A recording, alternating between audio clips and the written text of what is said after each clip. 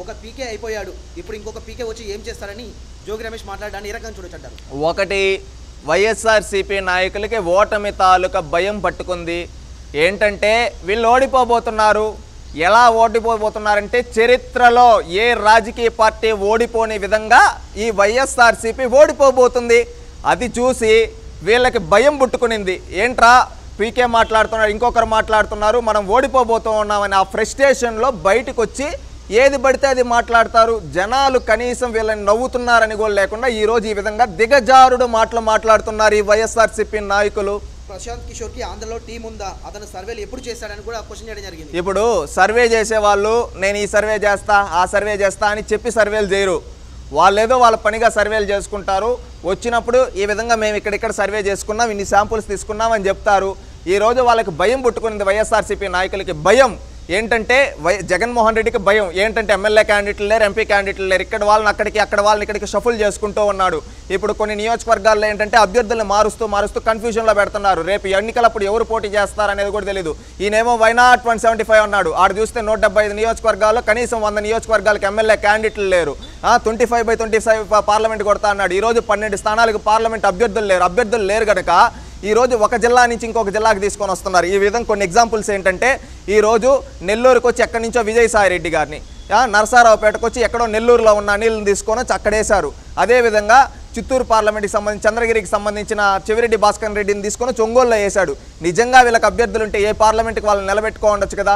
ఈరోజు నిజంగా చిత్తశుద్ధి ఉంటే అనిల్ని నరసారావుపేటకి ఎందుకు వేయడం? అనిల్ ఎమ్మెల్యేనే కదా, అక్కడ నెల్లూరుకి ఎంపీగా వేసి ఉండొచ్చు కదా. దాన్ని బట్టి అర్థమవుతా ఉంది కదా. ఇక్కడిది వాళ్ళని తీసుకొని వచ్చి అక్కడికి, అక్కడ వాళ్ళని ఇక్కడ తీసుకొని వచ్చి ఎవరు అభ్యర్థులో కూడా కన్ఫర్మ్ చేయలేని దుస్థితిలో ఈరోజు జగన్మోహన్ రెడ్డి గారు ఉన్నారు.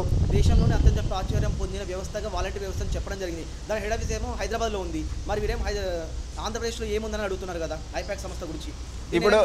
ఇప్పుడు ఐపాక్ అనేది ఇప్పుడు వైఎస్ఆర్సీపీకి చేస్తూ ఉంది. అది ఆ పార్టీ యొక్క వ్యక్తిగతం. వాళ్ళు పొలిటికల్ కన్సల్టెన్సీలు పెట్టుకుంటారు.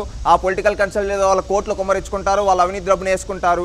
ఇక్కడ ఏంటంటే ప్రశాంత్ కిషోర్ అనే వ్యక్తి ఐపాక్కి నాకు సంబంధం లేదు అన్నాడు. అదే ఐపాక్ వాళ్ళు కూడా ప్రశాంత్ కిషోర్కి మాకు సంబంధం లేదని చెప్పడం. ఇక్కడ ఏంటంటే Prashant Kishor is a consultant. అతను ఐపాక్కి చేస్తాడు, షో టైంకి చేస్తాడు, ఇంకొక దానికి చేస్తాడు. అది ఆయన యొక్క వ్యక్తిగతం. ఈరోజు ఆయన ఏ విధంగా సర్వేలు చేయించుకున్నాడో అది ఆయనకి తెలియాలి. ఆయన వచ్చి బయటకు వచ్చి నేను ఈ విధంగా చేసుకున్నాను, ఈ విధంగా ఆంధ్రప్రదేశ్ రాష్ట్రంలో ప్రజల నాడు ఈ విధంగా ఉంది, ఇక్కడ ఏమిటంటే తెలుగుదేశం పార్టీని గెలిపేయడానికి రాష్ట్రంలో ఉండే ప్రజలందరూ సంసిద్ధంగా ఉన్నారని క్లారిటీగా ఆయన చెప్పడం జరిగింది.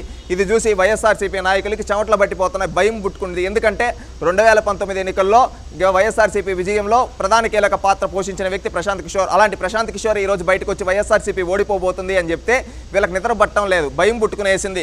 రేపు ఎక్కడికి వెళ్ళాలో, ఏ దేశం వెళ్ళాలో, ఏ రాష్ట్రం వెళ్ళాలో తెలియటం లేదు వీళ్ళకి.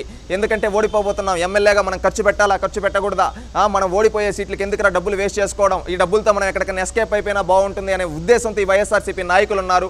ఒక పక్కేమో జగన్మోహన్ రెడ్డి గారికి ఎమ్మెల్యే అభ్యర్థులు దొరకరా, అందుకని ఆయన వీళ్ళ నుంచి ఆడి నుంచి షఫుల్ చేసుకుంటూ ఉన్నాడు. మళ్ళీ ఇంకొకటి ఏంటంటే పిచ్చెక్కిపోతా ఉంది జగన్మోహన్ రెడ్డి గారికి. అందుకని ఈ ఫ్రస్ట్రేషన్లో, ఓటమి తాలూకా ఫ్రస్ట్రేషన్లో వైఎస్ఆర్సీపీ నాయకులు బయటకు వచ్చి ఏది పడితే అది నోటుకి వాళ్ళ కనీసం వాళ్ళ మైండ్ ప్రజెన్స్లో ఉందా ఆబ్సెన్స్లో ఉందో లేదు, ఆ విధంగా ఏది పడితే అది వచ్చి మాట్లాడేస్తూ ఉన్నారు. ఇది చూసి జనాలు అందరూ అనుకుంటూ ఉన్నారు వీళ్ళకేం పని బాట్లేదురా, ఓడిపోతున్నారనే ఫ్రస్ట్రేషన్లో మాట్లాడుతున్నారు. ఇలాంటి వాళ్ళ మాటలు మనం పట్టించుకోని అవసరం లేదని చెప్పి ప్రజలు అనుకుంటూ ఉన్నారు. ఇప్పుడు ఎవరెవరు రాసిచ్చిన స్క్రిప్టు? జగన్మోహన్ రెడ్డి గారికి పనిచేసిన వ్యక్తి ఆయన. జగన్మోహన్ రెడ్డి గారే ఏం మాట్లాడలేకపోతున్నాడు. ఒకప్పుడు అదే జగన్మోహన్ రెడ్డి గారే కదా అనేక సందర్భాల్లో చేసుకొని ఇతనే పీకే, ఇతనే నడిపిస్తాడు పార్టీని అని చెప్పాడు. ఇదే మళ్ళీ ఎన్నికల్లో గెలిచినప్పుడు మిమ్మల్ని ఎవరన్నా గుండెకి హత్తుకున్నాడా? ఎవరిని హత్తుకునింది? ఆ రోజు ఫోటోలు చూడు, ఎలక్షన్ రిజల్ట్స్ వస్తూ ఉంటే ప్రశాంత్ కిషోర్ని గట్టిగా హత్తుకున్నాడు కదా. ఎవరు హత్తుకునింది? మీ జగన్మోహన్ రెడ్డి గారే కదా. అలాంటి జగన్మోహన్ రెడ్డి గారే నోరు మూసుకొని ఉన్నారు. ఈరోజు మీరు వచ్చి ఓటమి తాలూకు భయంతో ఈ విధంగా జగన్మోహన్ రెడ్డి గారు నమ్మిన పీకేనే జగన్ ఓడిపోతున్నాడని చెప్తుంటే జగన్ ఓటమి ఎంత ఘోరంగా ఉంటుందో చూసుకొని ప్రజలందరూ నవ్వుతూ ఉంటే ఈరోజు మీరు వచ్చి బయట ఫ్రస్ట్రేషన్లో మాట్లాడుతూ ఉన్నారు. ఇంతే. 2019 ఎన్నికలకు ముందు పీకేతో జతకట్టిన జగన్మోహన్ రెడ్డి ఆ తర్వాత పీకే తను విడిచిపెట్టడం జరిగింది.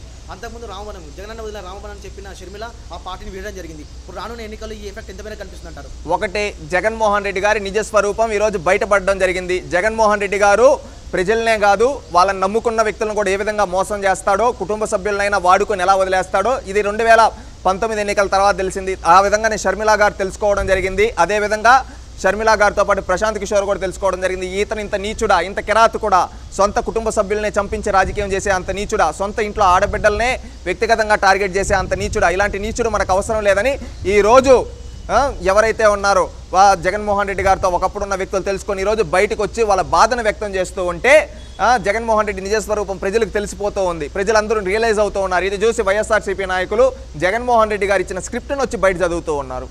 ఓ పక్క సొంత పార్టీ సభ్యులు బయటికి వెళ్తున్నారు, ఓ పక్క సొంత కుటుంబ సభ్యులు పక్కకి వెళ్తున్నారు. దీన్ని ఏ రకంగా చూడొచ్చంటారు?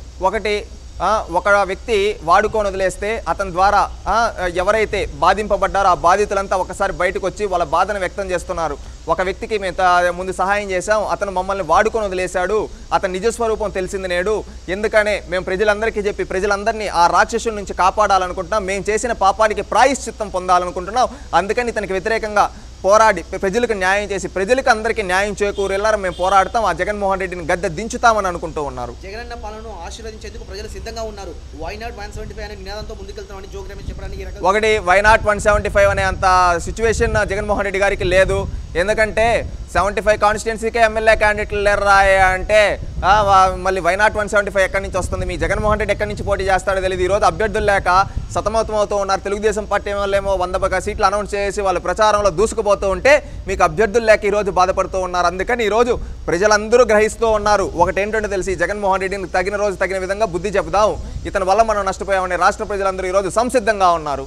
ఓవైపు జగన్మోహన్ రెడ్డి వై నాట్ 175 అంటే ఓవైపు ప్రజలు కూడా హూ కిల్డ్ బాబాయ్ అని కూడా క్వశ్చన్ చేస్తున్నారు. దాని రకంగా చూడొచ్చంటారు? అదే ఒకప్పుడు ఇదే జగన్మోహన్ రెడ్డి గారు అన్నారు, మా బాబాయిని చంద్రబాబు నాయుడే చంపించేశాడు, మా బాబాయిని ఇజ్జే చేశాడు అజ్జే చేశాడు, నరాసుర రక్త చరిత్ర అని పేపర్లో రాసిన ఇదే జగన్మోహన్ రెడ్డి గారు ఈరోజు ఎవరయ్యా మీ బాబాయిని చంపించిందంటే తీరా తేలింది ఏంటంటే సిబిఐ ఎంక్వైరీలో వాళ్ళ బాబాయిని చంపించింది ఎవరో తెలుసా? తన సొంత చిన్నాన్న భాస్కర్ రెడ్డి, అవినాష్ రెడ్డి, దాంట్లో జగన్మోహన్ రెడ్డి గారు హస్తం ఉందని సాక్షాత్తు ఆమె సోదరి ఎవరు జగన్మోహన్ రెడ్డి గారి సోదరి వైఎస్ సునీతారెడ్డి గారు చెబుతూ ఉన్నారంటే జగన్మోహన్ రెడ్డి గారి పరిస్థితి ఏ విధంగా, జగన్మోహన్ రెడ్డి గారు ఎంత దిగజారిపోయి ఉన్నారో రాష్ట్రంలో ఉండే ప్రజలందరూ చూస్తూ ఉన్నారు.